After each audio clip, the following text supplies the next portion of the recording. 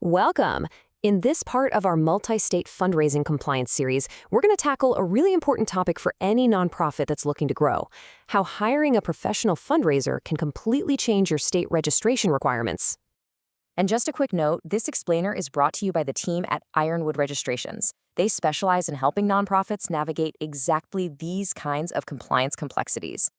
So let's set the scene. It's a super common story, right?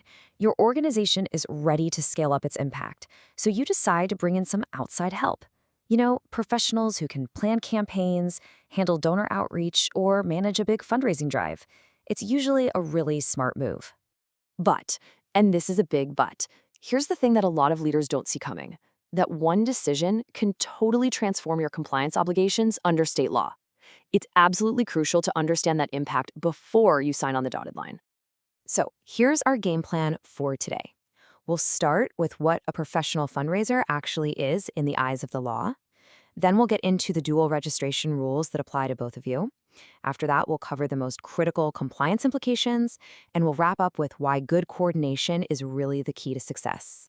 All right, let's start at the beginning. We need a really clear definition here, because I guarantee you state regulators have one.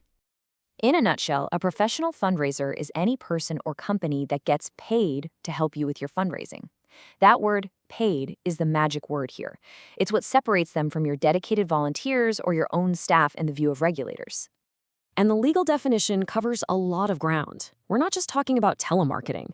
It can include planning your campaigns, running a direct mail program, putting on events, and even just contacting donors on your behalf. Because money is being asked for, states want to make sure it's all transparent and above board. Okay, now that we know what the term means, let's talk about what happens next. And this is so important. It's not just about your paperwork. When a professional fundraiser gets involved, both of you have compliance duties. In a lot of states, the fundraisers themselves have to register directly. This usually means they're submitting detailed forms, providing background info on their company, filing copies of their contracts with you, and sometimes they even have to maintain financial bonds. And on the other side of that coin, there's your to-do list. When you hire a professional, that triggers new requirements for you, too. You'll probably have to disclose the relationship in your filings, submit your own copy of the contract, and carefully report all the fundraising expenses that are tied to their work. So, what are the biggest consequences here? This is where it gets really interesting, and it's especially vital for smaller organizations to pay close attention. See, a lot of states give smaller charities a pass. If your fundraising is mostly handled by volunteers and you're below a certain revenue level, you might not have to register at all. But here's the kicker. And if you remember one thing from today, make it this: the moment you hire a professional fundraiser, that exemption can just disappear. An organization that was completely exempt yesterday could suddenly be required to register in multiple states, all because of that one new contract. And when you do register, you'll be sending in that contract. Believe me, regulators look at these documents very carefully. They're checking out the services and how people are getting paid, they're looking at how donations are handled, and they're reviewing the campaign's timeline, all to protect the donating public. And let's be real, fundraising today is rarely a local affair. A single digital campaign could mean you're technically asking for donations in dozens of states. This sets off a chain reaction of compliance duties in every one of those states, for both you and your fundraising partner. Which brings us to our last and maybe most practical point.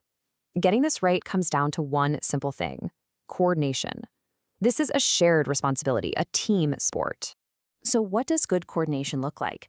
Well, think of it as a checklist. You need to double-check that your fundraiser is registered everywhere they're supposed to be. You both have to get those contracts filed on time. Your paperwork needs to clearly disclose the partnership. And when it's time to renew, you have to accurately report all the related expenses. It's all about teamwork. Now, let's be clear, I'm not trying to scare you away from this. Professional fundraisers can be an amazing asset. They can help you expand your reach, find new supporters, and really grow your mission's impact. The key is simply to understand that growth comes with these new responsibilities. So the question I want to leave you with is this: as you're mapping out your next big fundraising push, are you building your compliance plan right alongside it? Because a truly great growth plan has to include both.